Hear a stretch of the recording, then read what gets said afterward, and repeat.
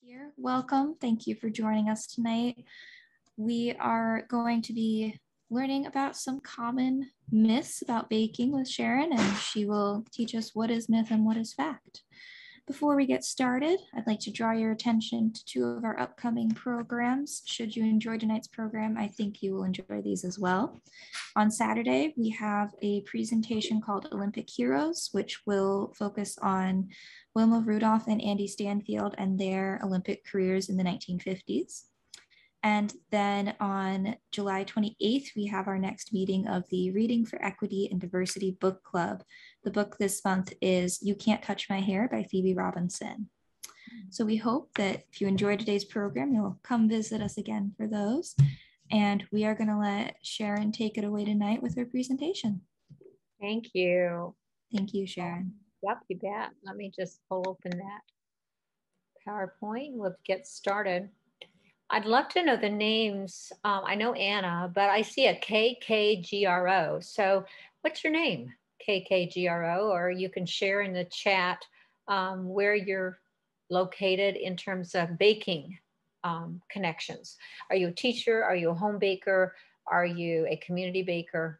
I'd love to know more about you and Anna as well as we go forward with this. So baking ingredients span everything from the yeast, the leaveners, the salt, the oil, the fats. All of these ingredients are really important to baking. And I'm Sharon Davis. I'm a family and consumer sciences teacher. I've been doing test kitchen baking for about 35 years now, as well as teaching others the rudiments of food skill and food preparation. So I've taught in the classroom, after school, in school, at home, you know, all over the place, all over the country, been all over this great land of ours. And we are a nonprofit, as I mentioned, and you'll see some of our logos and brands here. We don't have an Illinois Wheat Commission with us, but we do have some of your neighbors who sell a lot of flour into the Chicago area. And one of them is Hecker's Sarasota. They sell pizza flour into the Chicago market. The yeast, of course, is right north of you in Milwaukee. And then there's also all the other companies that you might relate to as well in terms of flour and sugar and all of their origins from farm to oven. Our partnerships span going from actual in the classroom to out of school. And you'll just see a kind of a collection of them here. The child and adult care food programs span the entire country. There are over 50,000 of those. And we do serve them because we believe from child to adult, baking and food skills are extremely important. And public libraries are our partners as well. We wrote a book at one point that was receiving awards from the Library Association. It's now 10 years old, Baking with Friends, but it includes a great set of resources to you to connect you to books as well as to the literacy of baking. Tonight, we're going to talk a little bit about flatbreads because they are so hot in the general market. And I will demonstrate focaccia artisan if we have enough time and I don't talk too slow. So here we go. There are no bad, dumb questions, whatever. I'd like you to interrupt if you wish to take a minute. The HBA is all about getting the flour in the bowl. So we work in after school, in school. We work mostly with the educators. So here you'll see teachers, you'll see parents as teachers, and you'll see child and adult care food program professionals working with us. Millions of Americans bake. That's one myth we have, was that baking was dying. Nobody was baking at home. In the last 10 years, it's just had a steady increase. And we bake everywhere. We bake at home, we bake in school, we bake in after school. We even bake in libraries if they'll let us. How about that, Anna? We go right in and do portable kitchen work there. So just think about that. Maybe I can come out to Lake Bluff Library. We can do an actual hands-on. We work with all ages. And we work with the whole connection to try to increase the funding for learning literacy for foods in the schools and after school programs. Frequency of baking, this can be really dry. I'm going to whiz right through it, but we do research on the consumer and the home baker. And what we find is that from 2011 to 2019 and into 2020, COVID sheltering, it's done nothing but increase in the frequency of baking. Where we bake and who teaches us, we learn to bake at home first. And so if we're looking at careers and other opportunities after you're at home, we know that it spans the whole bridge. So if you learn at home, you can carry it into a career, but it will never fail you to have those skills at home. We often learn from social media, watching TV cooking shows or baking shows online or on our networks. And then we also learn in the family and consumer sciences classes or after school programs. But the first teacher is usually the home baker. And it might be the grandmother, the grandfather, the uncle, the aunt, the sib, the sitter, the caregiver might be the one who teaches you some of the rudimentary first skills in baking. All of these are strong motivators why people bake. The first reason people used to bake is for special occasions, to share their love with family and friends. We plan before we go to the store so we can bake as well, because there's usually high quality premium ingredients we want. And we also bake first cookies and on down the frequency of baking options. But we're more than cookie bakers now. COVID really did have an impact on this. So when you look at demographics, this is another thing I've seen over my career as well. But usually those who are going to be in contact with whether they're a younger teen baker or on up into the millennial and parenting age, we're going to see those people most actively baking. In the upper end of life, where we get over 65, it becomes a grandparent thing again. And that baking frequency has gone up again in the last couple of years. The skill levels are also interesting. And I always say this is the impact of being able to learn online. When I first started teaching, we almost always start with scratch baking because we want people to learn how to do the rudimentary fundamentals. We don't want them to just feel like they can open a mix and start there, although they can, and often do. But as we've gone through time, we can see that we're actually baking more from scratch. And we are embracing that because we have pride in that. The millennial baker will be someone who will feel like I've done that. Now I can do anything. They can go online and learn. So the social media support for that is very, very strong. The reasons people don't bake are pretty obvious. For a long time, there was no change. It was always, it just takes too much time. I'm too busy. And then, of course, the other piece of that is I think people viewed it as a craft that they didn't necessarily need. But we always beg to differ with that. It's really a part of the physiological needs we have to know we can produce food for ourselves, that we have enough water, that we have warmth and rest, and the ability to be secure. All of these are the fundamental needs we have, and also of building intimate relationships. All of these are one of the beautiful parts of baking. Yes, we might not need an angel food cake every day, but to know how to do it and what it's made of, and that we could do it for $2 and do it beautifully rather than purchase it maybe, is something worth building our self-esteem over. So why invest in it? We'd also invest in it not just for the self-esteem attribute, but also for the food benefits in terms of nutrition, and also the benefit of saving dollars. If you want to do a deeper dive into this, you can use that website. These websites I've offered to you, they come through the US government to show us just how important it is to have those skills and to build our lives around them at home. When the internet's the primary teacher, however, it can really spawn a lot of fuel a lot of myths. So one of the last several years, I'm still seeing a lot of residual things from the wheat brain and the happy gut authors. People have decided somehow in their mind that they know more than the researchers on this particular point. And so we've seen a surge in desire to use alternative sweeteners as well as alternative grains. And it isn't that we can't and that we shouldn't have more variety in our lives, but to do it because you're afraid of wheat or you're afraid of sugar would be one of those reasons why I'm here tonight for you, because we should not gain fear over the wheat, which is a non-GMO produced product, and our sugars, we'll go into that a little bit more, but it's absolutely as natural as honey to use granulated sugar. And we'll talk about why that is in a second. So the the two myths I've listed here have to do with sugar. One is that we think sugar is not natural. And the other one is that we think gluten is really bad for us and that it's increased in the types of wheat we're growing versus what we used to produce. So people have decided, well, I better use ancient grains or I better use heritage wheats. And of course you should. You should use all of them because they give you such great diversity in your product. But to do it because you're afraid, again, is pointless because the most recent research in 2021 shows us that the modern wheats are no more difficult on your gut health than your ancient or your heritage. All three will contain gluten and in varying levels, absolutely, and that will foster the differences in outcomes. There are certainly videos and research papers on this that I can share if you'd like that further. Have we increased celiac disease? To some degree we have, not as dramatically as the books would indicate to you, but any increase concerns the wheat industry.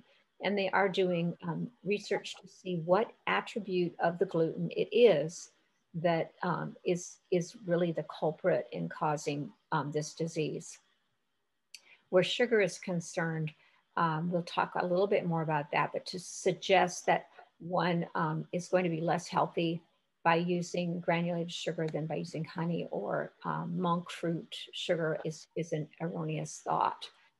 They give you wonderful attributes, each one, but you should know that and use that as your impetus for using them. To help consumers avoid fads and ingredient myths, we offer a number of test bakes and testing opportunities in our lab manual. So if you really get in this, want to do a deep dive, you can get our USB drive, and it has 350 pages of labs and comparisons, test kitchen baking.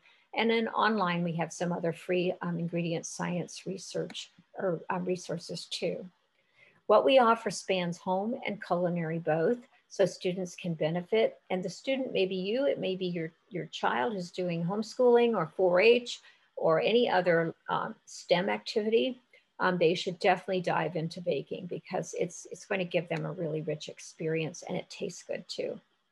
So the internet, if it's your primary teacher, we typically see this on our website as well, homebaking.org. We see our YouTube videos always get a lot of access. Our Pinterest, Facebook, and Instagram all have followers.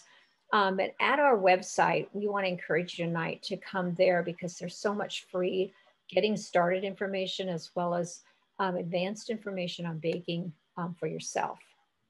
Recently, Whole Foods launched a virtual Home Ec 365. It caught my attention because, of course, it sells all their products, but I think it does indicate exactly what happened during the COVID crisis. People wanted those skills, and some of them had them, and some of them did not. And when they didn't, there was just absolute panic, both panic buying, panic accessing online. People, 1,500 increase percent on our website and many of our members was just astounding. The STEM relationship I already mentioned, but the biggest reason people are baking now actually exceeds that of following family traditions and producing a quality product is because people want to control ingredients in their food. This food fear is one thing that of course I really feel sad about, but overall I'm never sad about someone wanting to know what they're eating and what's going into their body. We should be concerned for that, not because already processed or prepared foods are necessarily bad for us, but because we need to understand the interaction between how we eat, how much we eat, how we prepare the food, and what levels of sugar and flour and everything else are in what we prepare. So this is fine to want to control it. I would just say home baking is where you start because when you have a recipe in front of you, you know what's going into the bowl. You know what's in the food you eat. If you're afraid of each of those ingredients, thinking they might not be safe for you, you should also realize you have a Food and Drug Administration and an overseeing body that has a lot of guidelines that are really very good for you. During COVID, I wanted to touch on some of the trends we had there. We had a lot of people who were very interested in special diets for their health. So you saw diets that were related to vegan at the top of the list, on down gluten-free, organic, dairy-free, keto, and vegetarian falls right in the middle. The one that probably maybe most always astounds me is how high protein and low fat are both um, really hovering there, um, and then non-GMO following that. Non-GMO, it's important for you to know that the myth or the idea that all ingredients are genetically modified and therefore you need to buy ones that specifically tell you they are non-GMO would be erroneous. You're spending more money than you need to. For example, every bag of flour you buy at the grocery store is a non-GMO flour. There is no GMO marketed wheat. So it would be important for you to know whether it's a high protein wheat, is it a spring wheat, a winter wheat, a soft wheat, or a hard wheat, because that will most determine the outcome of your product.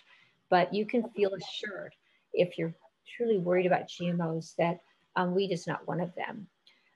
So other impacts on our diet and the ingredients we eat have an economic impact that concerns me, and I wanted to stomp out a little bit of a myth there. The myth or the idea is that you have to find a product that uses anything but sugar or anything but wheat in it. These special mixes are not any more natural than the brownies that you will bake from a recipe with 6 ingredients. If you're vegan, you may want an alternative to the egg that's in there. You could use flax meal or chia seed. But again, that would not be the same reason these mixes have been developed. These are roughly $7 to $9 a box, and you get 10 brownies. But you can make your own brownie perfectly as natural without having to buy that mix. If you're allergic to the flour, the wheat flour, there are gluten-free blends. We give you recipes, and so does the store. But again, it depends on what the issue is for you. And I'm not downplaying that many of you may have dietary needs, but I do have to say, again, if it's a food fear, I hope you leave tonight feeling better. The International Food Information Council is a great resource to you in terms of consumer surveys and solid consumer information about food and ingredients. I would encourage you to go to that site and follow it regularly. They have a fabulous newsletter. During COVID, we saw a lot of buying and interest on Amazon, of course, and then that's just natural with being sheltered. But some of the best sellers also reflected some of the dietary concerns people had in terms of what they were buying. So again, keto played high on that, low carb, paleo, and gluten-free.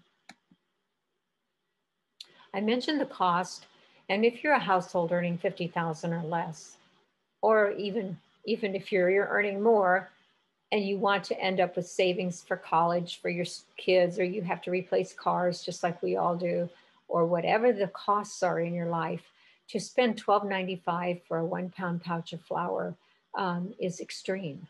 So what I want to just do is highlight to you the almond flour, the coconut in it, and the cassava are all agricultural commodities grown, not in our country. So cassava, for example, is not grown here.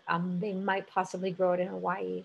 And then coconut, of course, is grown in Hawaii, but not at the quantities that we would use in mass processing a flour like this. So again, they're all ag commodities. They're all overseen in terms of food safety, but not any more so than the average ingredients like wheat or oatmeal or other flours like cornmeal, flax meal, some of the less expensive ingredients. So those are all also vegetarian ingredients. So you may look at, if you're vegan or you want to be sure that it's plant-based, most of the ingredients, with the exception of butter and eggs and dairy milk, would fill the bill, so to speak, at a much less expensive cost. We have an entire STEM packet on sugar, for example, that is worth your time. You can download it on our website, look at the rotating bar, and you'll see this image, and you'll be able to download this extremely educational kit. So baking steam really covers everything from agriculture to sensory analysis and everything in between. It's a fermentation, although not the same as beer or wine, but it's a fermentation if you're using yeast. It's a consumer science because of what I've just been going over with you is all consumer ideas, myths, and facts.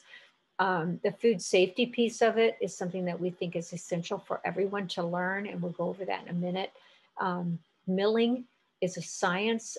You get PhDs in milling science. You have some great mills out there in Illinois, and the flour that's produced in them serves the whole country in terms of food production. So it's an important piece of our world and our life.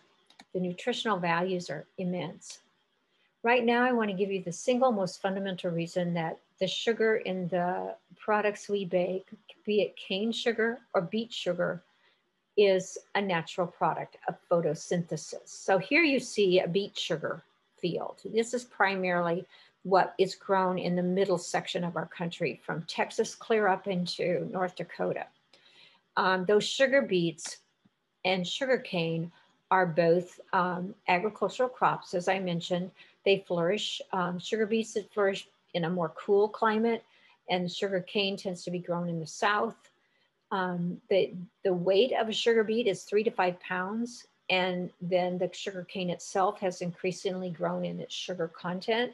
The reason these two ingredients are actually, well, let's just start with photosynthesis. Let me stop a minute.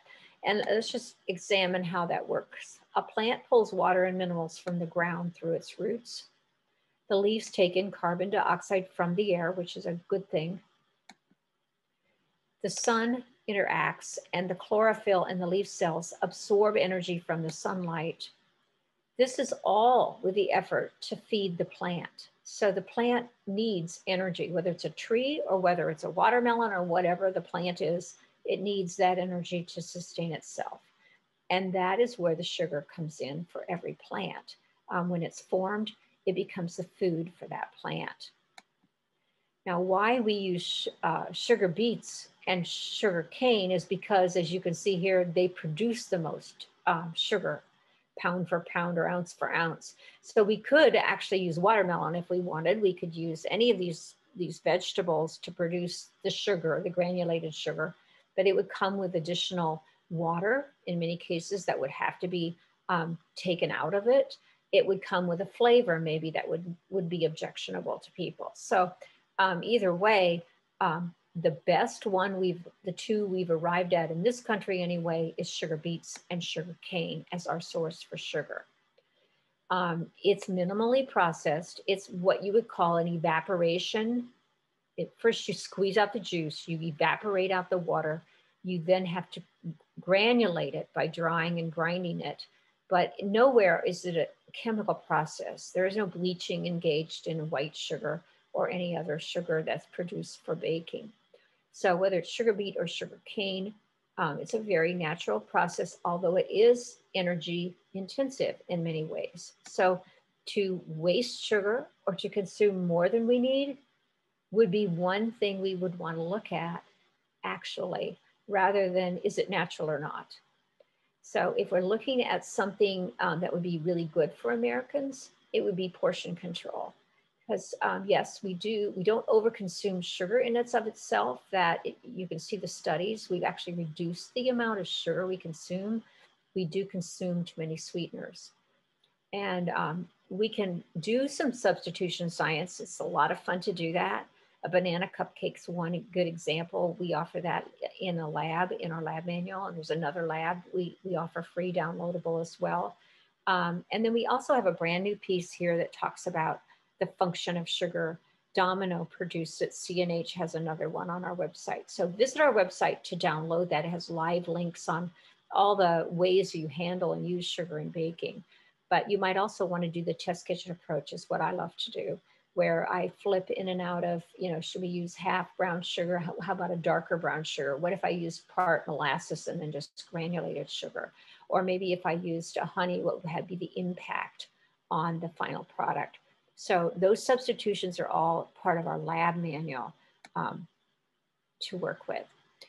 COVID sheltering, I just want to touch on this quickly. It really did showcase some interesting things. We started out by everybody wanted to make homemade bread and learn how to make loaves of bread and learn how to make tortillas. And my goodness, banana breads of every shape and size. Yeah, we did all of that. And our traffic on our website was just slammed. During sheltering, once people began to get the staples down and the industry could equalize the distribution of yeast and flour and some of the ingredients people needed, because it had been going to food service. Now it needed to go to the grocery store instead, so you could buy it. Once they equalized that a little bit, people began to reach out a little more and expand into specialties. So that conversation online was fascinating to follow, which is what we did. And we found that the whole idea of scratch baking is a powerful claim for restaurants and bakeries. And so therefore, it really did make all of our social media buzz really peak around the idea of, I can do this myself. I can bake from scratch. And most people had not baked that much. So it was a real surprise to them when they would produce a really nice loaf of bread or a really nice product that they'd never tried to do. The level of pride was huge. People began to do some really crazy things too, in terms of recipe development and exploration. We even had toilet paper cakes showing up online. And then the whole idea of gluten-free birthday cakes or vegan products that were never vegan before. All of that experimentation and substitution science was certainly happening more and more, and we followed that. One thing we were excited to see was the use of purple sweet potatoes, because we had published or put up a rosette roll that uses this beautiful Filipino vegetable. So go to our website. It's fun to make that beautiful rosette roll. Here's some other things that people made with that purple sweet potato. Will people continue to bake and cook like they did during COVID? Well, it's debatable in a sense, in the summer anyway, but the overarching view of our industry is that yes, that this continuance of using the skills gained during COVID will continue. The enjoyment of being able to produce at least a couple things that are your claim to fame in the baking department will go on. Maybe not this summer while everybody's trying to get out and about and get some long-earned vacations in and travel a little bit. But when we get back, we feel like by holiday time, people are going to want to bake again. And I think the best thing to do is just don't lose the fear, I guess. The worry of food insecurity is where we in the US are very, very privileged. So unless we had a major inability to deliver the food is produced. It's there, the ingredients are out there. They might've been distributed differently than what we needed during COVID, but there was no lack of food. There was no food insecurity. And for that, we can be extremely grateful. One consumer concern we have at the Home Baking Association is the declining food safety practices we hear about and see. Food recalls, flour recalls are what spurred this on in the last 2 to 3 years, 4 years really. We have a lot of chat online, stuff like get rid of people who don't want to eat cookie dough. We don't need that kind of negative people. You might be laughing to yourself on that, but the truth is, in the end, when we had those flour recalls, they were serious stuff. There's a lot of food waste that's incurred if really the biggest problem was somebody didn't want to bake their dough, didn't want to cook their product to get it done enough to kill any bacteria that might be in it. So we would just like to say that the research shows us how many people eat raw dough. And there's about 73% of people out there who say they will taste the raw dough. They might eat it. They might eat more of the dough than they do the baked product. But we do need to remind you that those practices, which aren't always admitted, this slide shows you that people will say, I really do practice food safety, but when it comes to dough, 93% say they, or over 60% would say that they often do eat dough. And the myth is that kids eat the dough.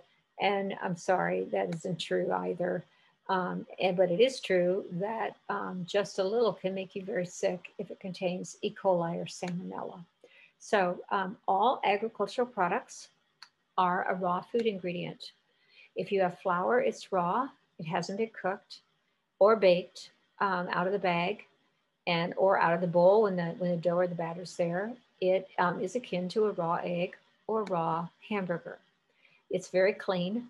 You don't store wheat dirty because it won't store well. You don't, it doesn't even come out of the field that dirty in terms of a lot of stuff in it, like chaff and pieces of stem and all that. It goes to an elevator, it's cleaned and put away as clean as they can do it, but it has never been baked or cooked. So it's still a raw commodity. And it contains any of those pathogens that might have been in the field or on the farm, or even in the process of transporting it. So it's not a safe product to eat without being cooked. The idea of edible cookie doughs, online you see a lot of this, it's confusing. The cookie dough books will tell you that you can do this yourself, just heat the dough, or if, as long as it's egg-free or butter-free, why not? It should be safe. But a dough is not safe unless the flour has been heat treated or gone through a safety process. And they do that for the restaurants that serve cookie dough. So you can do it. And there's processes being researched right now that we hope come into view by 2021, in which then all flour will be, you could eat it raw in a cookie dough. But right now, that's not true. You can't go to the grocery store and buy a flour that has been heat treated. Online, I've seen this promoted where once you just put 2 cups of flour on a cookie sheet and bake it for 350 for 5 minutes, and it will be just fine. And I just want to say there's a lot of problems if you'll do a little critical thinking with me with this. I can't chat with you, I guess, really about this, but let me just say, cookie sheets come in different sizes. People's ovens don't all heat to the same preheat temperature within the time slot that you might use. And when you heat treat flour, it changes the functionality of it. So that it might work okay in a cookie, but it might not work well at all then in a cake batter or another batter that you might want to use. So you need to leave it probably to the pros right now to solve that problem, and do what we'd like to suggest everybody do, and that is simply bake your product to doneness, to temperature before you try it. I'd like to share this little video with you. I think, oh, not found, so I can't, that's on our website. I'll skip on. If we went to this link on our website, you would be able to view a 1-minute video on the process of flour from field to mill. And it would again emphasize the same thing I've just told you. We have downloadable charts like this one, which will let you know what temperature you should bake to at core temperature. And there's lots of thermometers. Let me see if I can get that lined up for you. This is a thermopop, and it's a digital one with a probe where the actual temperature taking is down in the tip. And I probably like this particular model the best. When you fire it up, it's going to show you what the room temperature is basically. But then when you insert the probe, it instantly will read the proper temperature for water. If you're yeast baking, that's important to not kill your yeast. And then to test to see if that loaf of banana bread or that loaf of bread is done, take the guesswork out of it. Instead of just tapping the top or hoping it's done with a toothpick, it's a little hard to tell at core, at center. You'll be able to use this chart in front of you to help you know. So a loaf of bread is done and it's 190 at center. It's even better at 200 or 210 if it's one of those lean, crusty breads. And then cakes, cookies, quick breads, all of them bake to a core temperature of 200 is a really good idea, so you don't end up with raw ingredients. Again, we have another video on our website with this link as well, on their website. If you go to ThermoWorks and you go to their Home Baking Association platform, they will offer you a discount on that Thermopop or their other products. It's worth viewing it on our website or going to their website, because that particular product is such a good one. Digital thermometers will work as well. Dial read thermometers will work as well, but you do have to test them every now and then to be sure that they are testing out at the right temperature or need to be calibrated if they aren't. We won't play his video, but I really do encourage you to go there if you can. Take a few minutes and view what he has to say about temperature. So time and temperature are the two most critical pieces of food safety and also success in baking. So it's worth just watching that 10-minute video just to remind yourself of that. One way that we can improve our scorecard, so to speak, there's a new lesson plan called Safe Recipe Style Guide. If you want to self-educate or you have a home education program for your kids this summer, send them to that and have them identify in a couple of your recipes where the food safety steps are for washing your hands, washing the counter after mixing up the cookie dough or the bread dough, where else they should be washing hands or taking temperatures. And those added steps, if they're written into the recipe, will actually improve our success in terms of baking food safety. Now, HBA, being a nonprofit, offers you lots of updates, and I want to just run through a couple of them. Each month, I write a monthly baking calendar. It's got a number of hacks in it. We'll have a baker spotlight here and there of individuals we'd love to showcase. And tonight, if it turns up that one of you would love to interact more with me, I would be delighted. Maybe you would like to be in our baker spotlight. So let Anna know, and I will reach out through her to you. I'd be delighted to do that. So each month, this calendar, like I said, will give you numerous wonderful new recipes and content, as well as baking hacks. And then we also have an e-newsletter that goes out monthly, and that's archived on our website as well. It too has fabulous resources or updates or opportunities for you as a home baker. The Baker Spotlight will feature everything from gluten-free baking to whole grain baking to ethnic baking. We're going to spotlight a wonderful Czech baker in this next Baker Spotlight that we'll do. So come and see us. If you like to enter and win a $1,000 award, you might enter a baking education idea that you have or have implemented, maybe right there at Lake Bluff Library with Anna.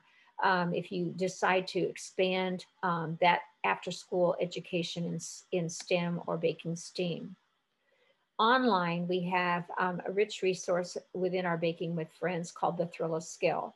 So if you decide to do a portable kitchen event there at the library where you actually produce something like waffles, which is a portable kitchen event, or pumpkin pancakes this fall, those griddles, those waffle irons can be moved around, and people can actually learn some of the skills right there in your library or in a facility where you decide you want to host it. The Thrill of Skill lets you see what kids can do at what ages in the kitchen, baking. And then here's some guidelines to help you with that portable kitchen event to help you work with younger kids to succeed. Now, I'd like to quit doing PowerPoint for a minute and show you a couple of the steps for producing a flatbread that can be grilled. It can in the summer, like right now, I have all my things right out of my garden to make this artisan focaccia. The recipe you're looking at is in our lab manual, but we have a simplified recipe. We have a lot of recipes right on our website too. So you just put in the search bar focaccia and you'll get some options. But I'd like to stop sharing and turn my camera so you can see my countertop here, and we'll do a little bit of focaccia baking. So here we go. And Anna, I would just ask you to tell me if this doesn't work well for the viewers, okay? I think we're going to be in pretty good shape here. That looks pretty good. Is it? Thank you, Anna. So the first step with the focaccia would be to wash your hands, which I did before we started, but for now we're just going to go on. You'll see a scale here. We could be using regular measuring cups, or we can use a scale. So that you can learn to use a scale, I want to use the scale tonight. So the first thing you do is you turn that on. You add the bowl you're going to put your ingredients in, and then you tare it or zero it out, as some people call it. And our actual recipe calls for 8 ounces of water. And I'm going to go ahead and add that. And as I add that, I'm going to toggle to ounces. Thank you. What you may find is that your home tools are not always accurate. So I thought I measured 8 ounces of water, and I actually have 8.5. So I'm going to take out about a tablespoon of water there. I now have 8 ounces of water. I'll tare that off. It calls for 2 tablespoons, or I don't have it directly in front of me. That is 1 ounce of olive oil. We put that in, and that's accurate. And my salt and yeast are small enough amounts that I measured them in teaspoons, but I am going to put my salt and my yeast in there together. And for those of you who baked before, some of you might already be saying, wait a minute, she didn't dissolve the yeast. I am using an instant yeast. Red Star makes a really good instant yeast. This platinum yeast has a additional conditioner for the flour you can also use. But I use so much yeast that I buy their brick, their SAF brick, a full pound, and I just keep it in sealed containers ready to go. So it saves me a little dollars that way. So now we've got everything in there. We're not going to use any sugar, and that's partly just to point to you that the long fermentation doughs are typically flour, water, yeast, and salt, and the fat will become optional, what you put in there. So with focaccia, you can make it a fast rising product. Let's say tomorrow you decide you want to make a focaccia and you only have a couple hours. You can use very warm water up to 120-degree water, and that's on the formula here, and boost the yeast along. But I wanted to produce a dough that I could hold overnight because I did not have time today to make a dough ahead to demonstrate with. So the dough I made has been in the refrigerator overnight, and now it's ideal to shape. It would be ideal to grill. It's ready to go. If you do the refrigeration method, you don't change anything about the yeast. You don't change anything about anything except the water temperature. And then you want that water temperature to be right at 80 degrees or cooler. You can even use 60-degree water if it's a really hot day. And just start the dough fermenting very, very slowly.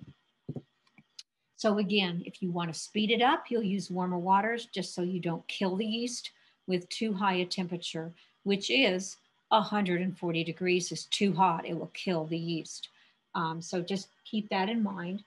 And then if you want your overnight dough, you'll use 60, 70, no more than 80-degree temperature water for that product.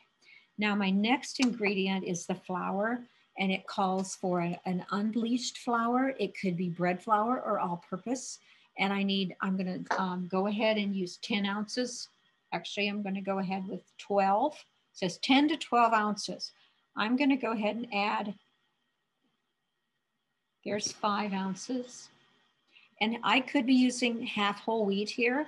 I did in my other dough. So let me just keep an eye on my flour amount here so I don't just mess up.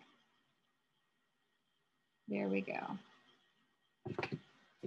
And now I'm just ready to start stirring. Here's my spoon. So I've got all my ingredients. I can set the scale aside for the moment, and I just want to make sure that it all gets stirred very, very well. Now in doughs like focaccia or artisan, this similar dough without the olive oil is one I make for my pizza crusts. I want to be sure all the flour gets hydrated, but from the minute the water hits the flour, the gluten is forming. So you can see how it's already balled up. The main thing is it's not fully developed yet. So what I would do next is I first feel it. I want to know how wet is that dough. it's a nice dough. I can see that it's not overly shiny or damp. So what I would do at this point is stir it a little bit and just let it stand for a few minutes, just to hydrate thoroughly. What I know I need to knead it or mix it on a mixer with the dough hook, but what I don't want to do is probably add a lot more flour, because a focaccia dough should be soft, just not overly wet. And if it's not soft enough, if I start adding flour now just because it's a little bit sticky, I'm likely to end up with my dough getting too dry and too hard. Now, all of us sometimes will end up that way, where we have a dough that is really stiff. We either work too much flour in it, or in this case, we might have used bread flour instead of all-purpose. And bread flour is higher in protein, and it will make a drier dough. And in that case, if you get too much flour in, you just simply have to knead water into it until it relaxes. So now I have a dough, and I'm going to weigh the dough because I'd like to see if I should make 2 focaccias or 1 out of this. I have right at 1 pound, 7 ounces of dough. So I think I'm just going to divide it in half. And I like to make the smaller focaccias because then I can, because I don't have a big family, I might as well have a small one, 2 small ones, and then I can freeze one and easily heat it when I need to. So let's just quickly divide this dough. I'm going to eyeball it in half, as weighing it in half. And then I'm going to just make sure that I'm pretty close. So there's 12 ounces. Typically I would put a bowl on there, but I forgot, Anna, and didn't bring the bowl out with me. So I wouldn't have a messy scale then. I could just put it on the scale.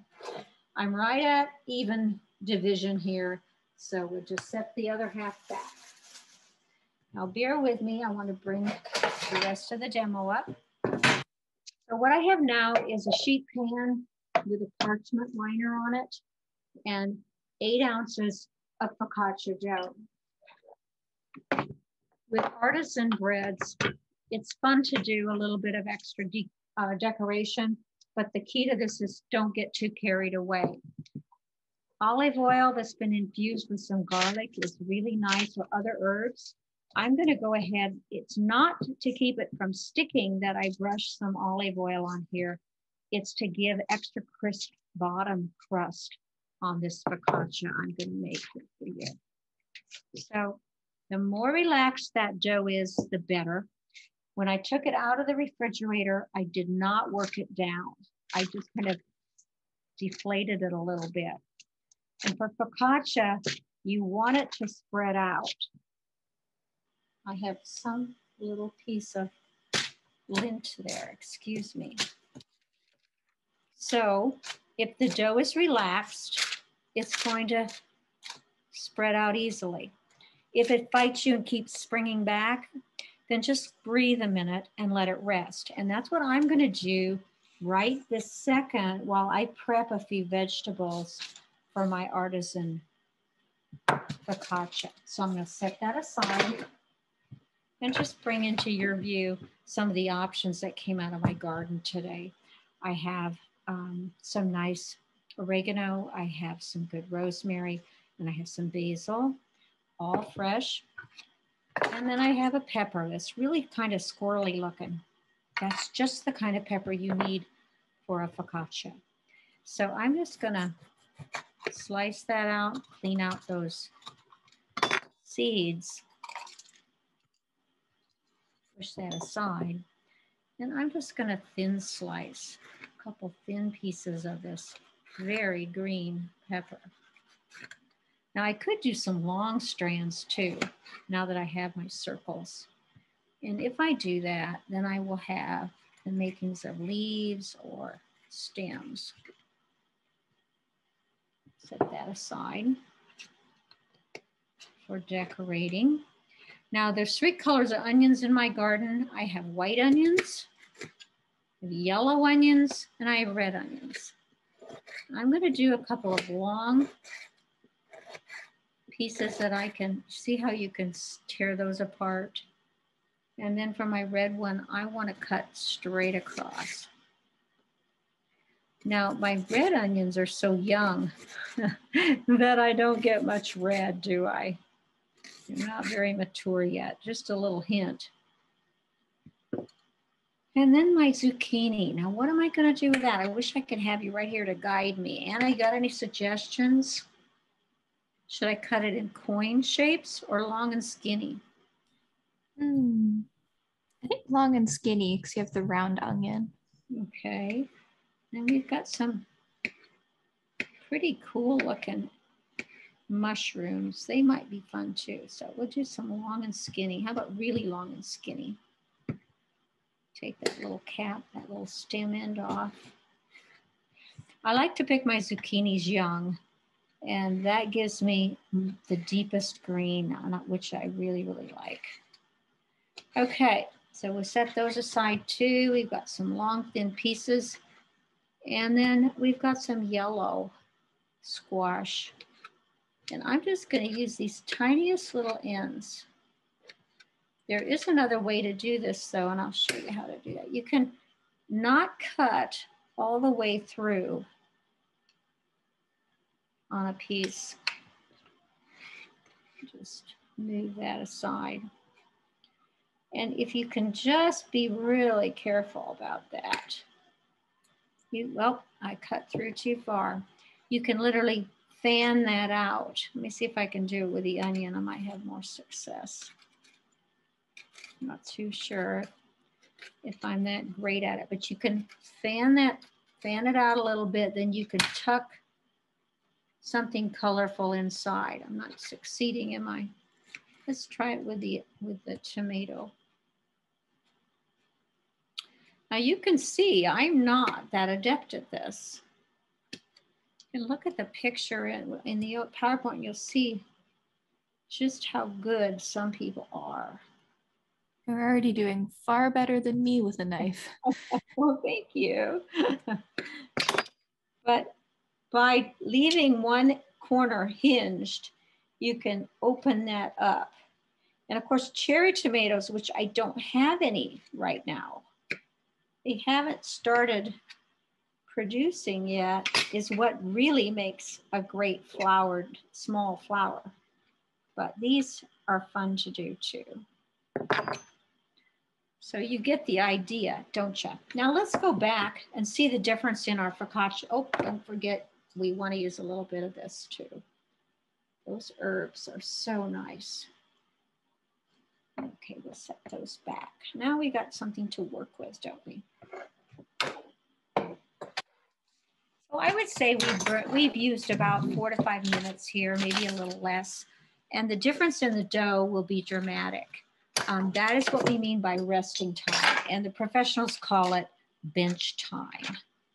And already that dough just really relaxes and spreads out a little more. Now, focaccia is not really meant to be horribly thin. You want it to be a little bit thicker.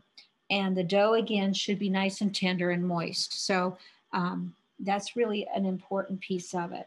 So if we just take and we carefully add these circles, I'm going to do just kind of a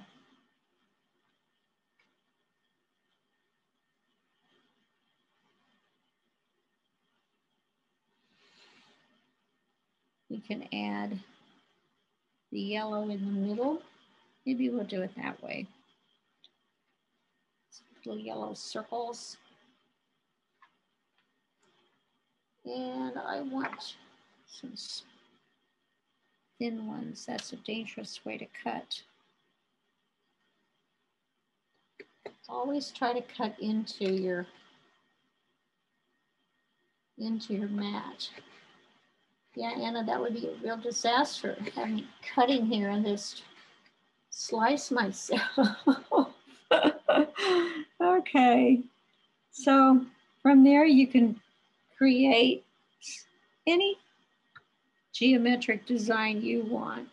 Because I'm not all that artistic, I'm usually pretty careful to go with geometric rather than trying to create a picture.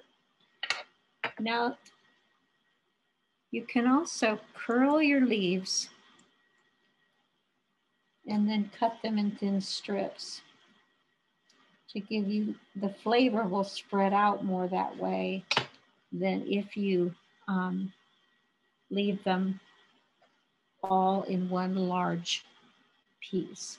So whether it's the oregano, this is the oregano. I know you can lay them on there. They're very pretty that way, but you won't get the flavor you would if you would dice them.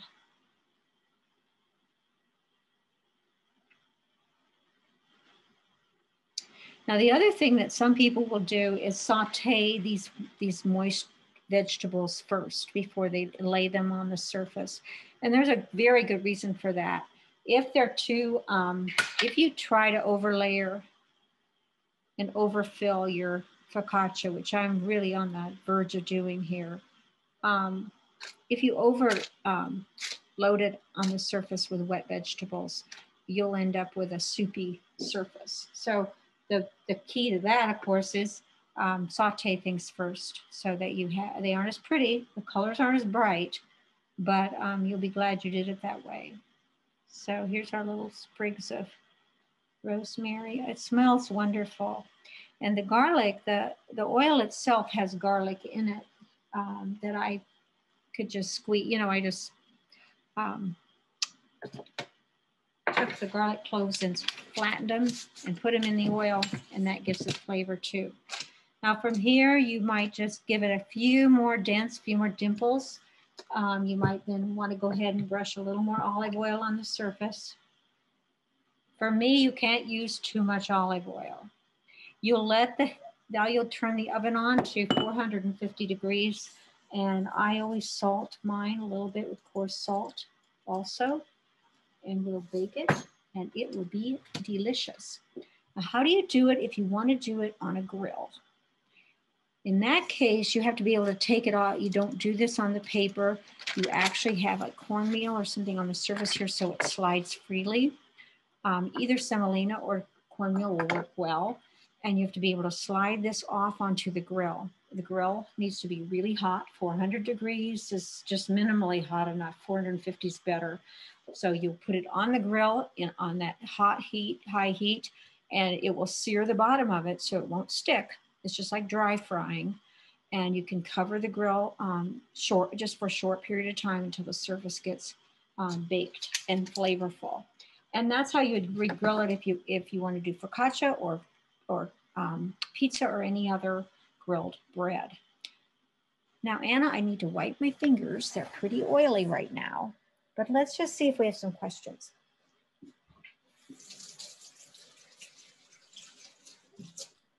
Well, it doesn't look like any questions yet, but you're welcome to post if you do have one. Sharon, I was curious, what herbs did you use on the focaccia there? You mentioned rosemary. Rosemary, thyme, and basil. And of course, you could use other, oh yeah, that's right. Rosemary, thyme, and basil. Thank you. Wonderful. It looks delicious. Okay, well, I wish I could just share it. The oven, like I mentioned, has to be really hot, but once it's that hot, you're able to pop it in, and it isn't in there very long. Now, let's say you go ahead and bake a couple of these and you freeze one, which is perfectly fine. You need to remember that focaccia is actually what you would call a lean dough, so it doesn't have long shelf life. You freeze it, you take it out of the freezer, you put it into a very hot oven for about 5 minutes. You could thaw it if you want to, but the key to that is just use a hot oven and heat it as quickly as you can. And then just cut it up with a set of scissors, cut some wedges. You can even make sandwiches out of it. You've all had focaccia when you eat out, I'm sure. But this just is a whole nother level when you ferment the dough yourself and go ahead and make your own. Well, thank you so much for the presentation tonight, and I'm glad we ended with the demonstration. That was really fun. I'm going to go ahead and put in chat. I think I can do that. Yep, there I am. Okay. Our website. I mentioned how much we have on there that's free. We're a nonprofit, and we hope you'll come to our website and visit us. And Anna, I would like to offer our guests tonight a free copy of Baking with Friends if they would like it. If not, I'll send it to you and you can put it in the library, whichever way you want to do. All right, thank you. Yes, sir. Thank you. Oh, you're welcome. Presentation. Thank you. Any other questions? No, thank you. Okay. Well, we love Lake Bluff at our household. I just want you to know that. My husband's been there several times with he's a horticulture professor, and you have some tremendous nursery facilities and horticulture businesses there that he visits. So thank you for being a beautiful place to be. Well, thank you for your presentation tonight, and I hope that we'll see you again in the future. All right, let me know, Anna. I'd be happy to join you. Okay, bye-bye. Have a good night, everyone. Happy baking. And I am not super familiar with the Home Baking Association. You guys were recommended to me by some other libraries. So could you tell me a little bit about what you do? I'd be delighted to, Anna, and thank you for everyone who's arriving right now. That's great. The Home Baking Association is a nonprofit. It's been around about 85 years. It started out in the southeast, eastern United States with the southern soft wheat millers, which would include Illinois. So you raise wheat in Illinois, quite a bit actually, and it's soft winter wheat. And so it's a wonderful time to be talking about baking since you're harvesting your wheat soon, if not already. You won't know about that in Lake Bluff. You're too urbanized there, but you have a lot of wheat country down south from you and a little bit west.